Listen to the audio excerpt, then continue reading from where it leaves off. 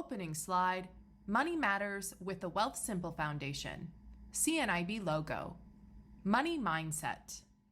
Hi, my name is Danica Frappier. I'm a member of CNIB's National Youth Council, and as we seek to raise awareness about financial literacy, I'm so happy to be joined today by Scheherazade Hasan from Wealthsimple. Welcome, Shez. Thanks so much for having me here, Danica. I'm always excited to chat about financial literacy. Great. So before we jump into today's topic, can you tell us a little bit about the Wealthsimple Foundation and your role at Wealthsimple? Definitely, yeah. The Wealthsimple Foundation is a registered Canadian charity. And the aim of the foundation is ultimately to remove financial barriers to post-secondary education for children, specifically from low to modest income families. In terms of my role at Wealthsimple, I'm an associate portfolio manager. So my day-to-day really consists of kind of speaking with clients from all different walks of life and specifically about their personal financial situation, educating them and advising them on how they can get closer to achieving their various financial goals. Great. So it sounds like you're definitely the right person to talk to about financial topics. That's great. So our topic today is money mindset. And I know this is a buzz phrase that's been going around. So can you start us off by explaining what is a money mindset? Yeah, definitely. So a money mindset really is your overriding attitude that you have about your finances. It really drives, how you make key financial decisions every day, whether it's saving, spending, just handling your money in general. Your money mindset can have a big impact on your ability to achieve your goals. If you positively adjust your mindset about money, you tend to make better choices about how to overcome certain challenges. So, in this case, the power of positive thinking, while it sounds very cheesy, it really does matter. People that do have more positive thoughts and feelings around money, they tend to utilize their money in ways that promote financial wellness. So they're making small but good decisions about their money day to day. Great. So it sounds like even small acts are beneficial. So that's reassuring. But what if someone finds themselves in a bad financial situation? For example, I'm a student in university, and I know it's common for students to graduate and find themselves in over, let's say, $25,000 in student debt, and maybe they're struggling to find a job.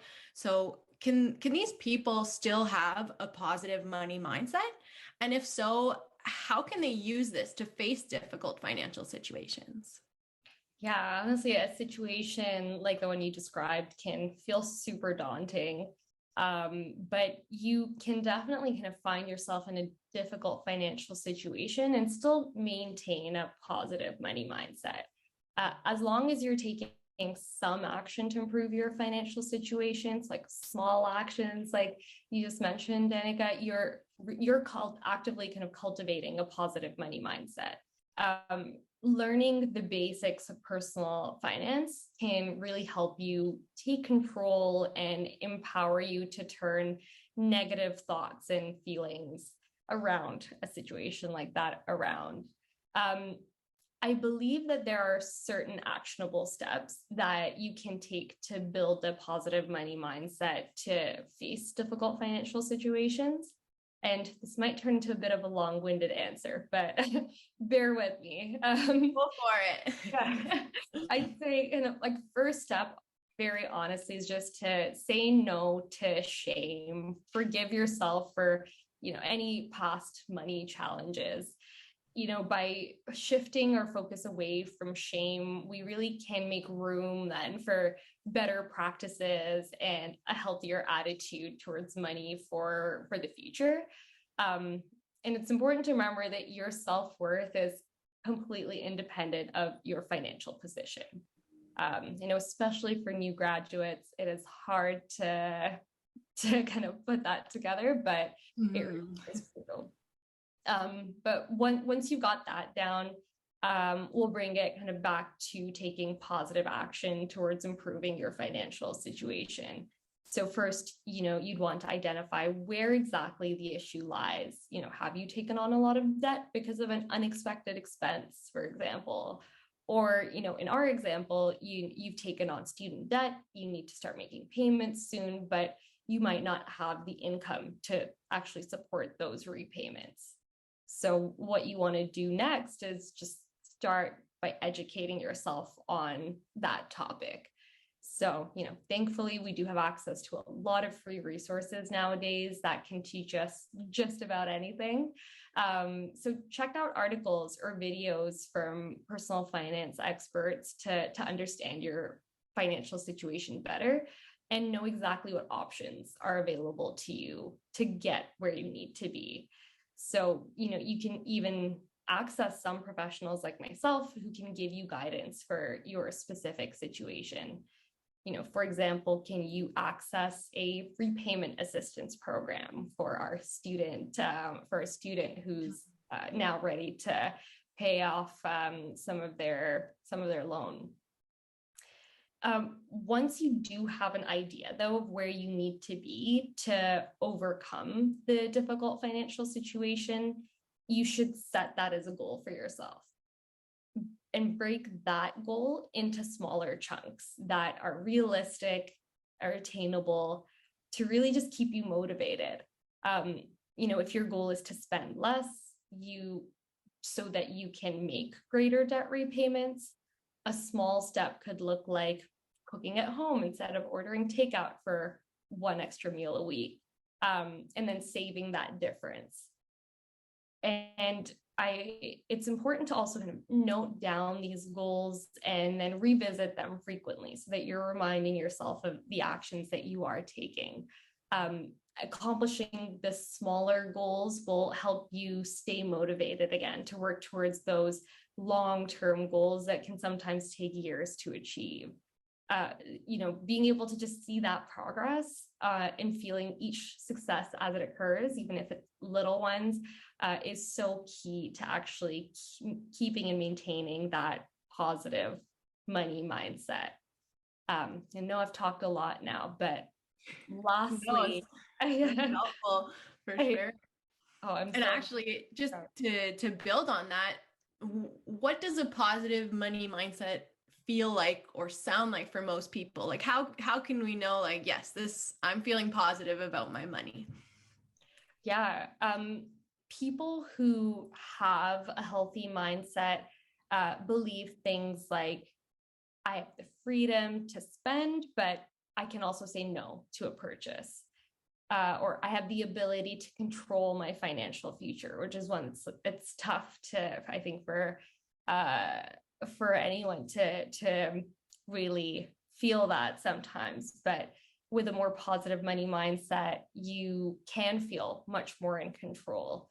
And also things like, I can make smart decisions for my personal situation on a day-to-day basis. I can make those small decisions that will ultimately improve my situation long-term.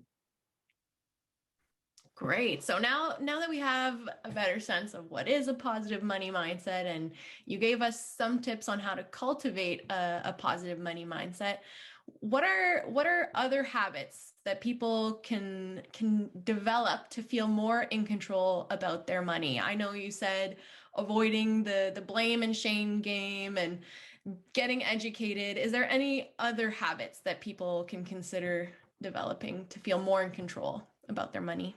Yeah, definitely. I mean, I definitely don't want to underplay that shifting your mindset is so much easier said than done. So it really is important to build on those smaller habits, the achievable habits that do give you more control over your finances and then, empower you to achieve those really important goals. So first, if you've never really delved deep into your income and expenses or created a budget, it's a really good time to try that. I know it can sound tedious, but there's also just a certain freedom that comes with this type of exercise. understanding where you're spending your money will help you determine where you can save more if that's your goal.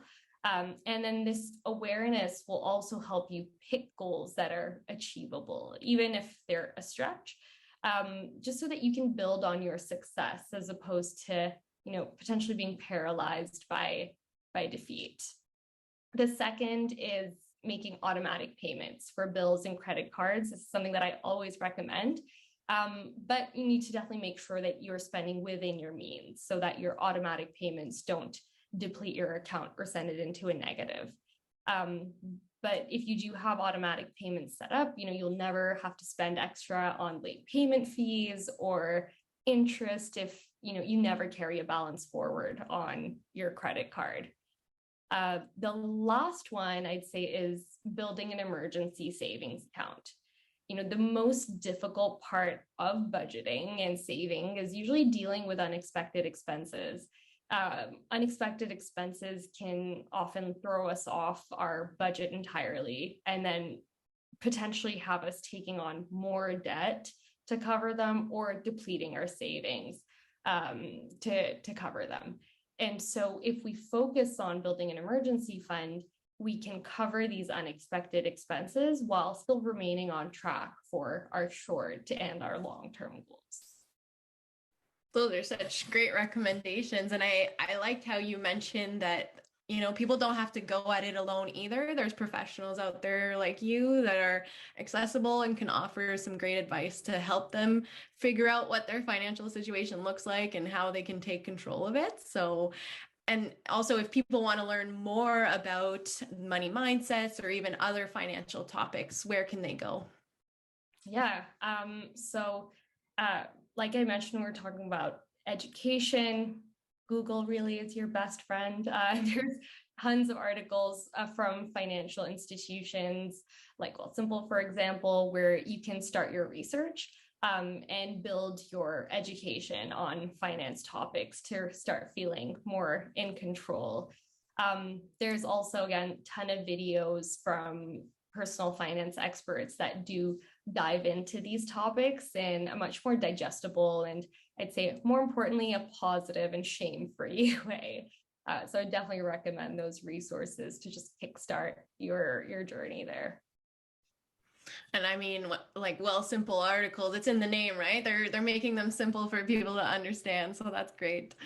Thank you so much, Shez, for joining me today and helping us gain a better understanding of what are money mindsets and also how we can take control of our financial situations. I think it's those tangible steps that we can work on that are really beneficial. So thank you so much. It's been a pleasure talking with you today. Absolutely. It's been a pleasure speaking with you as well, Danica. Thanks again.